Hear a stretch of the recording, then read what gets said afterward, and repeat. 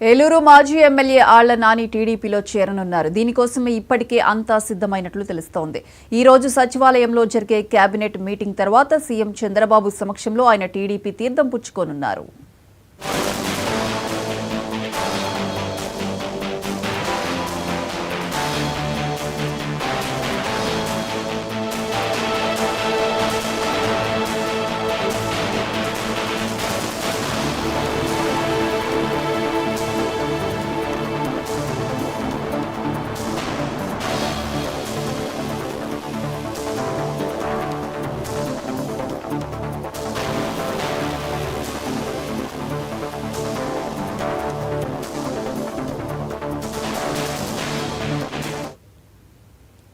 ఇక గత ఎన్నికల్లో ఆళ్ల నాని ఏలూరు నియోజకవర్గం నుంచి వైసీపీ తరపున పోటీ చేసి ఓడిపోయిన విషయం తెలిసిందే.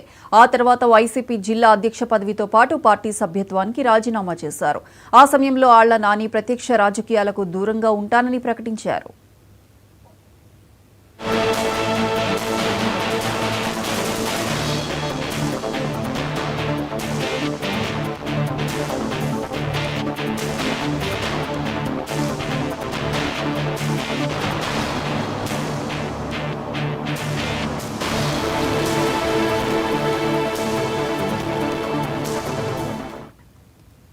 ఆ తర్వాత కొంతకాలానికి ఆయన జనసేనలో చేరుతున్నట్లు ప్రచారం జరిగింది. కానీ చివరికి టీడీపీ వైపు మొగ్గు చూపినట్లు తెలుస్తోంది. నాని 3 సార్లు ఎమ్మెల్యేగా, మంత్రిగా, ఉప ముఖ్యమంత్రిగా పనిచేశారు. కాగా నాని టీడీపీలో చేరేందుకు విజయనగరం జిల్లాకు చెందిన ఓ కీలక నేత టీడీపీ పెద్దలతో మంతనాలు జరిపి ఒప్పించినట్లు తెలుస్తోంది.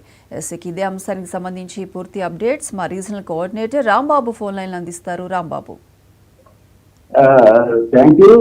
ఇప్పుడు చూసినట్టయితే రాష్ట్రంలో సంచలనం కలిగించే విషయం, ఆళ్ల నాని ఏదైతే డిప్యూటీ సీఎం గా పనిచేసిన వ్యక్తి, వైద్య ఆరోగ్య శాఖ మంత్రిగా పనిచేసిన వ్యక్తి, వైఎస్ఆర్ కుటుంబానికి అత్యంత విధేయుడు, జగన్మోహన్ రెడ్డికి అత్యంత నమ్మకస్తుడుగా ఉన్న ఆళ్ల కాళీకృష్ణ శ్రీనివాసు అనే పేరు పశ్చిమ గోదావరి జిల్లా, ఉమ్మడి పశ్చిమ గోదావరి జిల్లాలో తెలియని వారు ఉంటారు, రాష్ట్ర వ్యాప్తంగా కూడా అందరూ కూడా తెలియని వారు ఉంటారు. అటువంటి ఆళ్ల కాళీకృష్ణ శ్రీనివాసు మరి కాసేపట్లో ఏంటంటే ఈరోజు మధ్యాహ్నం సీఎం చంద్రబాబు నాయుడుతో భేటీ కానుండటం, గతంలో కూడా తెలుగుదేశం పార్టీలో చేరతానన్న ఊహాగానాలు అయితే వచ్చిన పరిస్థితి ఉంది.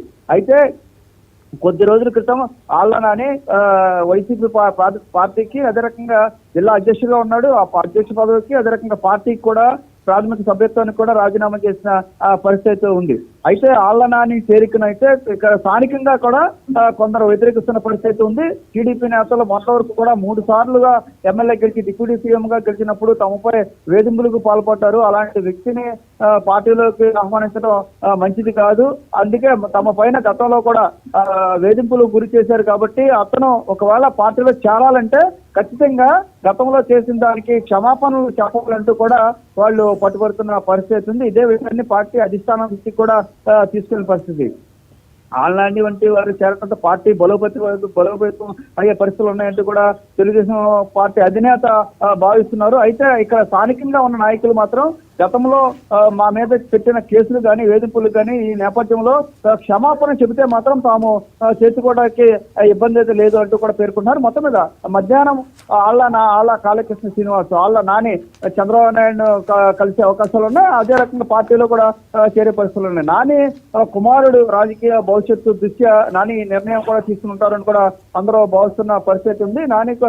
నాని కుమారుడు మొన్న గత సార్వత్రిక ఎన్నికల్లో కొద్ది రోజులు ప్రచారం కూడా చేయడం జరిగింది. తన కుమారుని రాజకీయ రంగ ప్రవేశం చేయడం కోసం కూడా కొంత వ్యూహాత్మకంగా నాని వెళ్తున్న పరిస్థితుల్లో ఇప్పుడున్న పరిస్థితుల్లో తెలుగుదేశం పార్టీ అయితే కరెక్ట్గా సరిపోతుంది, తన కొడుకు రాజకీయ భవిష్యత్తు కూడా ఉంటుందనే ఉద్దేశంతోనే నాని పార్టీలో చేరుతున్నట్టుగా కూడా అందరూ కూడా భావిస్తున్నారు. గతంలో ప్రచారం జరిగినప్పటికీ కూడా దాన్ని నాని అయితే అది ఖండించలేదు, అదే రకంగా సమర్థించడం లేని పరిస్థితి ఉంది.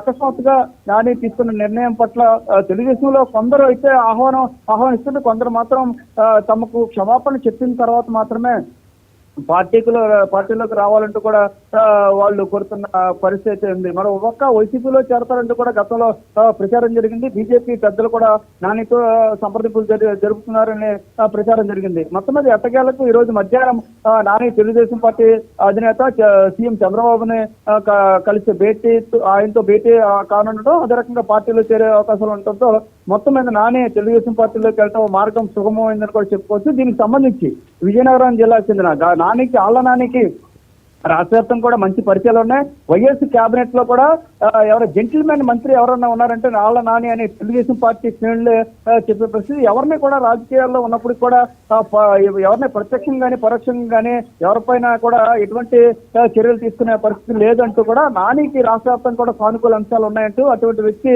రాష్ట్రాల్లో మంచి పేరున్న మంచి వ్యక్తిగా పేరున్న ఆళ్ల నాని పార్టీలోకి వస్తే మంచిదని కూడా తెలుగుదేశం శ్రేణులు అయితే భావిస్తున్న పరిస్థితి ఉంది. అటు చంద్రబాబు నాయుడు కూడా ఆళ్ల నాని చరిత్ర ఇప్పటికే గ్రీన్ సిగ్నల్ ఇచ్చినట్టు కూడా సమాచారం. గతంలో ఆళ్ల నాని లోకేష్ కి పరోక్షంగా వేరే తన మిత్రుల ద్వారా కలిసినట్టుగా కూడా సమాచారం అందుతుంది. ఈ నేపథ్యంలో మొత్తం మీద ఈ రోజు మధ్యాహ్నం చంద్రబాబుతో భేటీ కానుండడంతో మొత్తం ఆళ్ల నానికి తెలుగుదేశం పార్టీ చేరడానికి మార్గం సుగమైంది కూడా చెప్పుకోవచ్చు. Right Rambabu, thank you.